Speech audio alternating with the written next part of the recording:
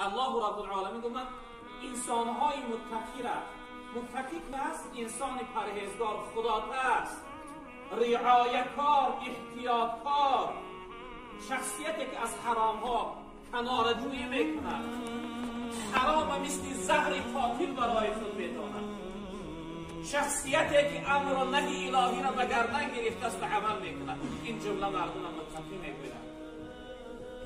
برادر عزیز و بزرگوار من، آیا حالتی که به عمل حرام مبتلا شدی، روپرو شدی، خود را چی نوع احساس میکنی؟ آیا از حرام حلاوت پیدا میکنی، راحت پیدا میکنی، یا اینکه نفرت داری؟ گناه برای خود مثل آتش میدانی یا نمیدانی؟ برادر بزرگوار من، اگر تقوا داشته باشی خوشا به حالت که الله رب العالمین تو را دوست می‌دارد. اما اگر تقوا نداشته باشی وای به حالت، وای به حالت که تمامی هستی از تو نفرت دارند، از تو ناراحت هستند، از تو شکایت دارند، از تو خجالتمند هستند. یکی از جمله بنده هایی که الله از جمعیت بنده هاش دوست می‌دارد شخصیت متقی هست.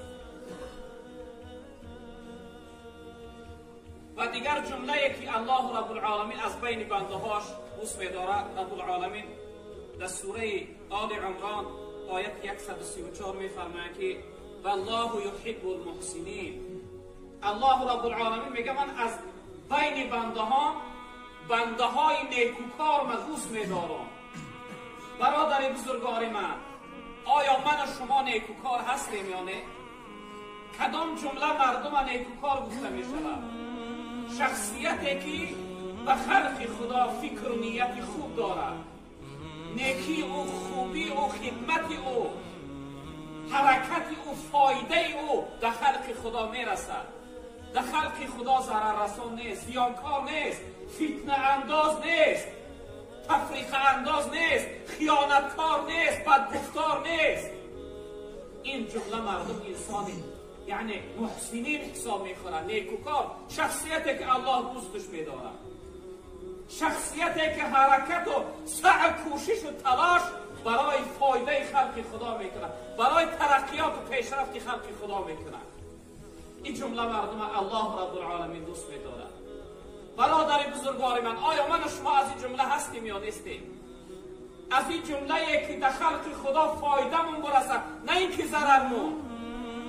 خیر الناس من ینفع الناس و شر الناس من یضر الناس. جناب پیغمبر بهترین مردم همون مردمی هستند که منفعت ها، فایده بخشنده در مردم هستند، و بدترین مردم همون گروهی هستند که ضررناک در جامعه هستند. برادران بزرگوار ما، من و شما از کدام جملهش هستیم؟ چقدر امروز مردم از دست و زبان ما در داد و بیداد هستند؟ چقدر ما امروز مردم غیبت میکنیم، تهمت میکنیم، طعنه میزنیم، گفتارها و خیانتهای زیاد در خلق خدا داریم. من و شما از جمله محسنین نیستیم. الله ما را دوست نمیدارد اگر در این حالت باشیم. اما اگر از جمله نیکوکارها باشیم، از جمله شخصیت هایی که در خلق خدا فایده ما برس، از این جمله باشیم، انشاء الله رب العالمین، الله رب العالمین من و شما را دوست می‌دارد.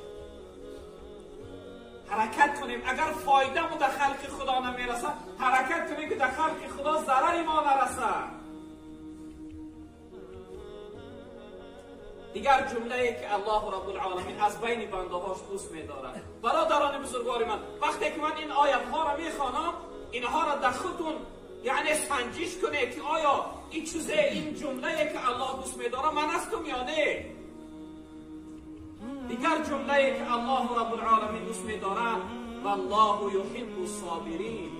الله رب العالمین از جمعیت بنده هاش بنده صبر کننده را دوست می‌دارد. برادران بزرگوار من و شما صبر داریم یا نداریم؟ خود را سنجش کن، امتحان بگیر. صبر در طاعت و عبادت و بندگی الله داری یا نداری؟ صبر دوری و جدایی از گناه و معصیت داری یا نداری؟ صبر و تحمل و طاقت در حالت مصیبت داری یا نداری؟ برادر بزرگوار من خود را سنجش کن. اگر داشته باشی خوشا به حال که الله تو را دوست می‌داره، تو دوستی الله رب العالمین هستی. اگر نداشته باشی برادر بزرگوار من خود را اصلاح کن، وقت و فرصت داری. الله بزرگوار از جمعیت بنده هاش بنده صبر کننده را دوست می‌داره.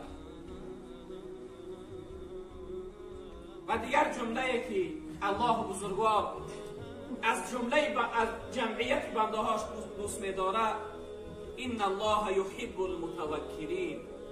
الله رب العالمین بنده هایی که توکل به الله دارن اونها را دوست می‌داره.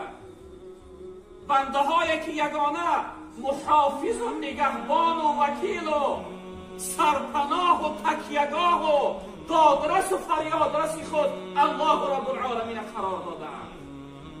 الله این جمله بنده را دوست می‌داره. برادر بزرگوار من، چقدر ما امروز از کمبودی های زندگی شکایت میکنیم نزد هر شخصیت ها. برای چی که یک بار به بالا رو نمیاریم شکایت کنیم؟ امروز چقدر ما به شخصیت ها تکیه کردگی هستیم، چقدر به شخصیت ها توکل کردیم. در یک مشقت و مشکلی افتادیم، در حال رئیس ها، دارنده ها، زورها، شیفها در یاد ما میزنن، الله رب العالمین فراموش میکنیم. از همه ناامید شدی، بعد از اون الله با یادت میآید. برادر بزرگوار من، تکیه به الله داری یا نداری؟ توکل به الله داری یا نداری؟ او شخصیت دارنده و سردار تو اون قوی و مستحکم میدانی. والله قسم از همه قویتر الله رب العالمین است. از همه مستحکمتر الله رب. با او باید توکل داشته باشی. توکل یعنی با او تکیه داشته باشی، خود را با او باید بسپاری، بنده او باید باشی. الله بزرگوار در بین بنده هاش بنده توکل با او کرده است و دوست می‌دارد.